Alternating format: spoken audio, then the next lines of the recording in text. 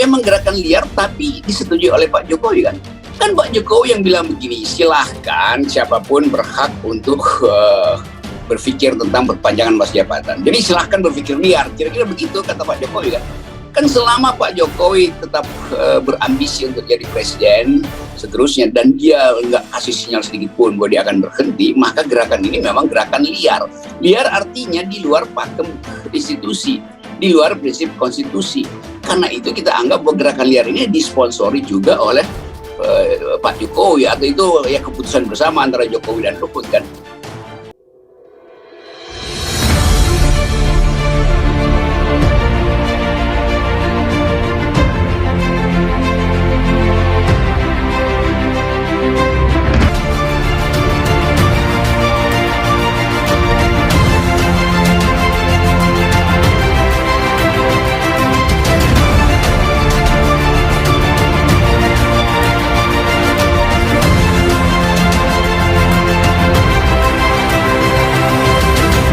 Halo, apa kabar?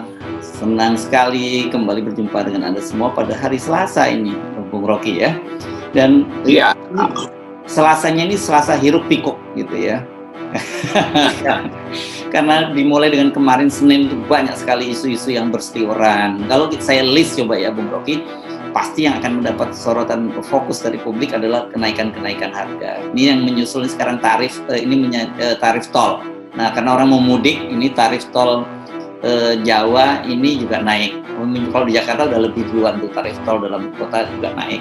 Ini sebenarnya nggak bikin kaget lah kita, karena kita mesti bersiap-siap kenaikan-kenaikan ini akan bermunculan terus-menerus gitu. Kemudian, tapi soal kenaikan tarif ini juga ada bantah-bantahan antara Menko Luhut dengan Ahok nih, komisaris Pertamina ini. Langsung komisaris yang jawab, bukan direksinya. Direksinya kayaknya nggak berani nih. Soal kenaikan Pertalite dan gas melon, gas 3 kg. Kata Pak Luhut sudah menyatakan akan siap-siap naik, tapi kata Ahok nggak ada gitu. Nah, soal bantah-membantah ini ada juga terjadi ini di kalangan kabinet. Kemarin kan rapat lengkap tuh, rapat kerja lengkap tuh, Bung Rocky, Setnek, kemudian Seskap, KSP dengan Komisi 2. Nah, mereka semua dicecar soal periode kebulatan tekad 3 periode itu. Terus ditanya antara biayanya, katanya nggak masuk dalam anggaran itu dan mereka nggak tahu menahu soal itu. Ini bisa aja ada gerakan liar dong kalau istana nggak ngerti kan kalau Setnek, Sekap nggak ada itu Bung Rocky. Tapi soal Indonesia, posisi Indonesia sebagai produsen minyak sawit terbesar dunia dan krisis ini udah mulai menjadi perhatian dunia juga, yang menyoroti kali ini The Economist itu. Sementara nanti kita tambahkan juga beberapa isu lain, termasuk soal para pengacara dari Haris ini mau menyerahkan bukti-bukti, data-data soal bisnis tambang Pak Luhut ke polisi. Itu jadi betul-betul hiruk pikuk ini, Bung Rocky. Ya, ini Selasa yang berisik, dan kalau berisik tapi nggak ada konsekuensi sebetulnya biasa aja kan, karena politik kehidupan sosial begitu. Tapi semua hiruk pikuk ini membuat kita cemas karena operasi bawah tanah untuk memperpanjang kekuatan masih jalan. Jadi sebetulnya kita ingin agar supaya apapun konflik politik, kalau dia dilembagakan, dia tidak menjadi soal. Apalagi kalau ada oposisi mengambil alih isu ini. Tapi yang kita lihat sekarang, tidak ada pelembagaan politik sehingga seluruh isu bisa melebar kemana-mana. Kita berupaya untuk memahami bahwa memang ya dunia sedang berubah juga tuh. Tapi kalau kita lihat hal yang paling mendasar tadi, yaitu kebutuhan pokok yang naik, itu artinya kita lihat betul bahwa negara atau pemerintah atau lebih khusus lagi Presiden Jokowi nggak paham tentang kebutuhan rakyat. Kan Sri Mulyani selalu bilang APBN cukup. Kenapa cukup? Karena kita masih dapat limpahan banyak uang akibat kenaikan harga komoditas. Kan harusnya kalau otaknya bagus, APBN yang disebut cukup itu harus dipakai untuk bail out kebutuhan pokok atau dengan kata lain subsidi. Nah, sekarang macamnya subsidinya dicabut. Jadi kalau kita periksa kebijakan publiknya, kenapa subsidi dicabut? Kan itu intinya kan. Karena APBN itu trade off aja tuh, bagian ini dipakai ke sini, kantong kiri, kantong kanan tuh.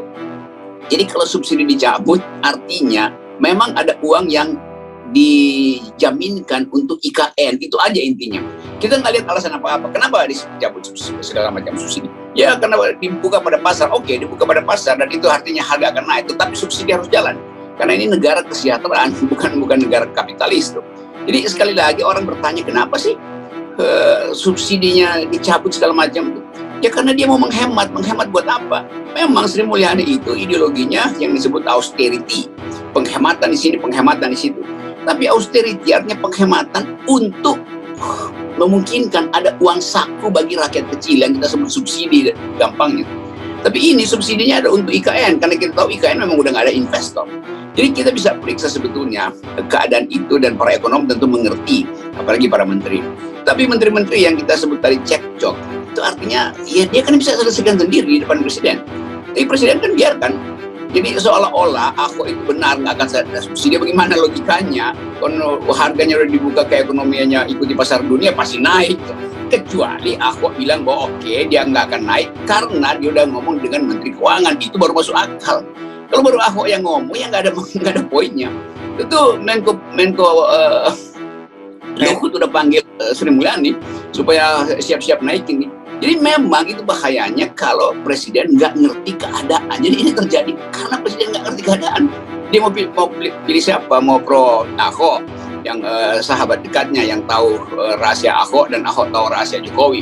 Demikian juga Luhut tahu rahasia Jokowi tahu rahasia Luhut. Demikian juga Sri Mulyani, dia bingung nih siapa yang dia mau lihat atau siapa yang dia mau dengar, misalnya keterangan Ahok yang minta supaya disubsidi diam-diam karena Ahok ucapkan nggak akan naik, atau Pak Luhut yang bilang bahwa udah dibuka aja harga eceran tertingginya dihilangkan supaya berlaku sistem pasar.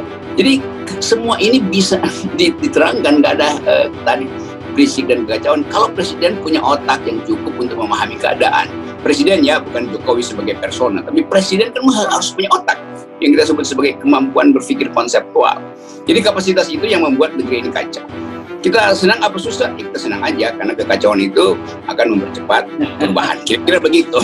Rumusnya baku. Oh gitu.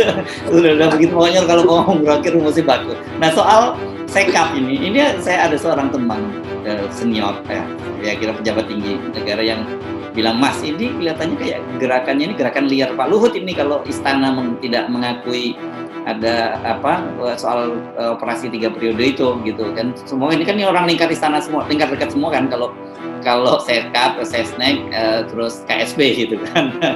Dan mereka tidak mau tahu menahu dan tidak ada dana yang disediakan dan aturannya kata Pramono Anung juga sudah jelas gitu. Ini jadi ini bisa disebut sebagai gerakan liar gitu untuk menyamakan dulu dengan G30 SPKI. Saya nggak tahu singkatannya apa jadinya sekarang ini. Ya itu memang gerakan liar tapi disetujui oleh Pak Jokowi kan. Kan Pak Jokowi yang bilang begini, silahkan siapapun berhak untuk berpikir tentang perpanjangan masa jabatan. Jadi silahkan berpikir liar, kira-kira begitu kata Pak Jokowi kan. Kan selama Pak Jokowi tetap berambisi untuk jadi presiden seterusnya dan dia nggak kasih sinyal sedikit pun bahwa dia akan berhenti, maka gerakan ini memang gerakan liar. Liar artinya di luar pakem institusi, di luar prinsip konstitusi. Karena itu kita anggap bahwa gerakan liar ini disponsori juga oleh Pak Jokowi, atau itu ya keputusan bersama antara Jokowi dan Luhut kan yang efeknya kemana-mana. Jadi memang kita mesti pastikan bahwa memang ambisinya memang ada di situ terus, dan kita nggak bisa lewat dari situ. Kita mungkin bisa lewati segala macam percekcokan siapa yang dana yang iya, tapi tetap ambisinya adalah ambisi Jokowi. Kalau Jokowi nggak punya ambisi, denger dong apa yang kata Megawati. Kan Pak Jokowi gampang aja bilang, oh iya saya sebagai petugas partai mengerti apa yang dimaksud Megawati. Oleh karena itu saya tutup pembicaraan yang mengarah pada gerakan liar ini, maka Luhut akan berhenti. Tapi kan nggak begitu. Pak Jokowi masih punya kesempatan untuk neken Ibu Mega dengan segala macam fasilitas kok. Demikian juga Nasdem potensial juga untuk menghidupkan kembali gerakan perpanjangan ini. Jadi ini gerakan liar yang apa dulu istilahnya, sistematis, terstruktur, dan TSM.